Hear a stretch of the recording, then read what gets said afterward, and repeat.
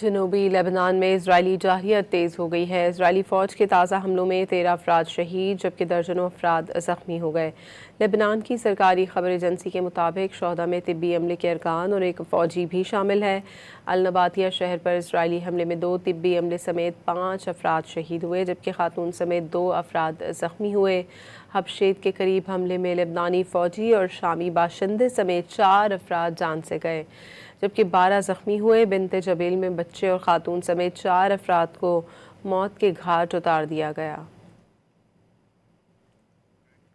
جنوبی لبنان میں اسرائیلی جارحیت تیز ہو گئی ہے۔ اسرائیلی فوج کے تازہ حملوں میں 13 افراد شہید جبکہ درجنوں افراد زخمی ہو گئے۔ لبنان کی سرکاری خبر ایجنسی کے مطابق شہداء میں طبی عملے کے ارکان اور ایک فوجی بھی شامل ہے۔ النباتیہ شہر پر اسرائیلی حملے میں 2 طبی عملے سمیت 5 افراد شہید ہوئے جبکہ خاتون سمیت 2 افراد زخمی ہوئے۔ حبشیت کے قریب حملے میں لبنانی فوجی اور شامی باشندے سمیت 4 افراد جان سے گئے جبکہ 12 زخمی ہوئے۔ بنت جبیل میں بچے اور خاتون سمیت 4 افراد کو موت کے گھاٹ اتار دیا گیا۔